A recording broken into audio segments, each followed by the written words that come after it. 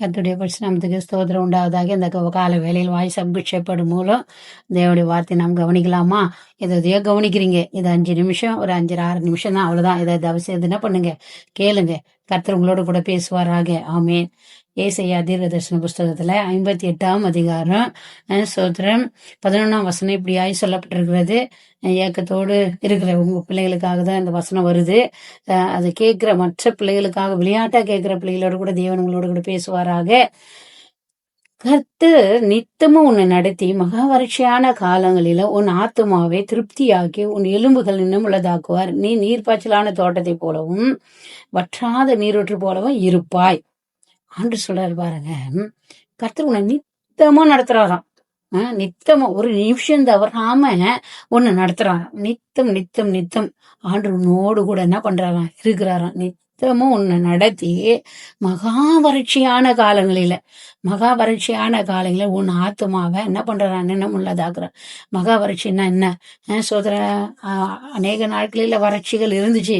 இன்னைக்கு அநேக தேசங்களில சாப்பாட்டுக்கு ரொம்ப கஷ்டப்படுறாங்க. சோதர உயிருக்கு கஷ்டப்படுறாங்க. இன்னைக்கு தமிழ்நாட்டு மக்களாகி நீ நானும் ஃப்ரீயா இருக்கிறோம். சில இடங்களில நெருக்கப்படுகிறாங்க. ஊழியக்கார பிள்ளைங்க, விசுவாச பிள்ளைங்க நெருக்கப்படுகிறாங்க. உண்மைதான். ஆனாலும் அப்படிப்பட்ட ஒரு நெருக்கம் நம்ம வாழ்க்கையில இல்ல. ஆனா ஆண்டு சொல்றாரு பாருங்க, நித்தமும் உன் ஆத்மா, இன்னைக்கு ஆத்மா தூரமா இருக்குது. நம்ம எதனா ஒரு நல்லது செய்யல அப்படின்னு சொல்லிட்டா என்ன படுது, நம்முடைய ஆத்மா தூரமா இருக்குது. அதுதான் வறட்சி. அந்த நேரத்துல கூட ஆண்டுடைய வசனம் உன்னோடு கூட போய் ஆண்டு பாருங்க உன் ஆத்மாவை திருப்தி ஆகுறாரு. வசனத்தை அனுப்பி நீ உயிரோடு காக்கும்படியாக ஆண்டவர் என்ன பண்றாரு, அநேகர் சோதர கஷ்டத்தின் நிமித்தம் நம்ம உயிரை மாச்சிக்கலாமா அப்படி இந்த நேரத்துல அநேக பிள்ளைங்க இருக்கிறீங்களா, ஆண்டவர்களோடு கூட தான் பேசுறாரு. ஆண்டு சொல்ற சாகருடைய சாவை நானு விரும்புவதில்லை. வறண்டு போயிருக்குது ஆத்துமா.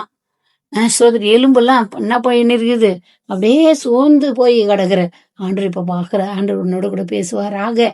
உன் ஆத்துமாவை என்ன பண்ண போறாரா, திருப்தி ஆக போகிறாரு. நீ வாழணும், இந்த பூமியில நீ நல்லா இருக்கணும், ஆண்டவருக்காக வாழணும். உன் பிள்ளைங்க உன்னை கொண்டு இன்னும் அநேக தேசங்களுக்கு கொண்டு போவாரு.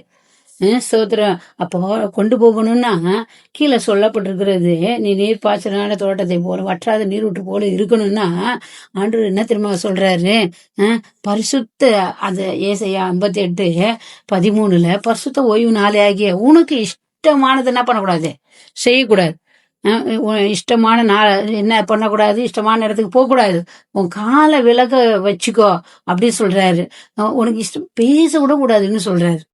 ஆண்டவர் என்ன பண்ணுறாரு, உனக்கு பேசக்கூட அந்த நாள்ல பரிசுத்த ஓய்வு நாளில் ஆண்டவரை ஆராதிக்கணும், ஆண்டவரை துதிக்கணும்னு தான் வேத புஸ்தகத்துல சொல்லப்பட்டிருக்கிறது.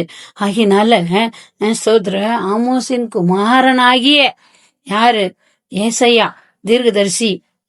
ஆமோசின் குமாரனாகிய ஏசாயா அவங்க பிள்ளை தீர்க்கதரிசி சொல்றாரு பாருங்க, ஓய்வு நாளாகிய இஷ்டத்துக்கு நீ என்ன பண்ணக்கூடாது, போகக்கூடாது. சொந்த பேச்சு பேசக்கூடாது. ஓய்வுனாலும் உன் இஷ்டத்துக்கும் போகக்கூடாது. அன்னைக்கு பண்டிகை வைக்கக்கூடாது. அன்னைக்குதான் காது குத்துறது, அன்னைக்குதான் திருமணம் நடத்துறது, எப்படிப்பட்ட காரியங்கள் எல்லாம் செய்யறாங்க. அதெல்லாம் தவிர்த்துக்கினாதான் ஆண்டவர்கிட்ட பிரியமா காலையில எழுந்து நல்லா ஜெபிக்கணும், பிள்ளைங்களை நல்ல வழியில நடத்தணும், நீ நடக்கணும். அப்படி இருக்கும்போதுதான் ஆண்டவர் சொல்றாருங்க, சோதரம் கர்த்தர் உன்னை நித்தமும் நடத்துவார். மகா வறட்சியான காலங்களில் உன் ஆத்துமாவை திருப்தி ஆகுவார். மற்றவங்க யாருமே 1 கோடி ரூபாய் வந்துட்டா திருப்தி ஆகாது. 1 கோடி ரூபாய் வந்துச்சுன்னா சொந்த பந்தம், உன் பிள்ளைங்க எனக்கு இது வேணும் அது வேணும் தொந்தரவுப்படுத்துவாங்க. ஆனா வேத வசனம் தான் உன் ஆத்துமாவுக்கு திருப்தி ஆகுங்க. இன்னைக்கு வியாதியில இருக்கிறாங்க, அவங்களெல்லாம் கர்த்தர் சுகத்தை தருவாரு. எப்போ ஆண்டவரை தேடணும். ஆண்டவர் ஓய்வு நாள்ல எங்க போனாலும் போகக்கூடாது, தேவையில்லாத இடத்துக்குலாம் போகக்கூடாது. இன்னைக்கு சோத்திரம் ஏசப்பா பிள்ளைங்க அப்புறம் ஜாதி பிள்ளைங்க ரட்சிக்கப்பட்டு வராங்க. அன்னைக்குதான் நாள் பாக்குறது, நட்சத்திரம் பாக்குறது, இதை செய்யறது அதை செய்யறது, இப்படி எல்லாம் செஞ்சினா நீ என்ன பண்ண முடியாது. ஆண்டவர் நித்தம் நடத்த மாட்டாரு. வறட்சியான காலங்களில உன்னை விட்டுடுவாரு. எலும்பெல்லாம் நினமுள்ளதாக்குவாராம். உன் ஆத்துமாவை திருப்தியாக்கும், எலும்பெல்லாம் புஷ்டியா இருக்குமா. ஏன் ஆண்டவர் நாளை தேடணும், ஓய்வு நாளை தேடணும், ஜெபிக்கணும். உங்க பிள்ளைங்களை உங்களை சொந்த பந்தங்களை நல்ல வழியில நடத்தணும். கர்த்தரை விட இந்த உலகத்துல மேலானது எதுவுமே கிடையாது. நீங்க ஒரு நிமிஷம் நினைச்சு பாருங்களேன். நம்ம மறைச்சிட்டேன்னு வச்சுக்கலாம், நம்ம பிள்ளைங்களோ, நம்ம சொத்தோ, நம்ம காரோ நம்மளோட கூட வரப்போகுது, எல்லாம் இங்கேதான் விட்டுட்டு போறோம். அது ஒரு நிமிஷம் நீங்க நினைச்சுக்கிட்டீங்கன்னா இதெல்லாம் என்ன பண்ணுவீங்க, தவிர்த்துருவீங்க. அதனால ஆண்டவருடைய வழியில நீங்க போங்க. கர்த்தர் உங்க வாழ்க்கையில என்ன பண்ணுவாரு, பெரிய காரியங்களை செய்வார். அவர் நித்தமும் நடத்துவார். அவருடைய வழியில போங்க, ஜெபம் பண்ணுங்க, பரிசுத்த ஓய்வு நாளுக்கு ஆலயத்துக்கு போங்க, கூடி ஜெபிங்க, அடுத்தவங்களை கூட்டிட்டு வாங்க. அப்போ உங்க வாழ்க்கையில பெரிய காரியங்களை செய்வார். நம்ம ஜெபிக்கலாமா? எங்களை அதிகமா நேசிக்கிற எங்களுடைய அன்பின் தகப்பனே, இதை கேட்கிற ஒவ்வொரு பிள்ளைகளையும் ஆண்டவரே நீங்க ஆசீர்வதிங்க. ஏசப்பா, இயேசுவின் நாமத்தில் ஆசீர்வதிக்கிறேன். ஆண்டவரே, ஆத்துமாவை நீங்க ஆண்டவரே நினமுள்ளதாக்குற தேவன் ஆண்டவரே. ஏசப்பா, ஆண்டவரே, ஏசப்பா சோத்திர வற்றாத நீரூற்று போல நீங்க மாற்றுகிற தேவன். உண்மை தேடும் போது நீங்க இதெல்லாம் செய்வீங்க. இதை கேட்கிற பிள்ளைங்க ஆண்டவரே, ஏசப்பா மரணத்துக்கு நோக்கி போகாதபடிக்கு ஆத்துமா தோய்ந்து போயிருந்த ஆண்டவரே புதுப்பிக்கும்படியாக இதை கேட்கிற வாலிபர்களுக்காக, கன்னியர்களுக்காக, முதியோருக்காக, நடத்துறதுக்காக ஜெபிக்கிறேன். ஆண்டவரே, அந்த பிள்ளைகள் இன்னும் கர்த்தருக்கு வைராக்கியமா ஓடட்டும், வைராக்கியமா நிக்கட்டும். எப்போதும் அந்த பிள்ளைகளோடு கூட இருங்க. குடும்பத்தை தழைக்க பண்ணுவீராக என்று மனதார வாழ்த்தி ஆசீர்வதிக்கிற நல்ல பிதாவே, ஆமென். God bless you. கர்த்தர் உங்களை ஆசீர்வதிப்பாராக. ஆமென்.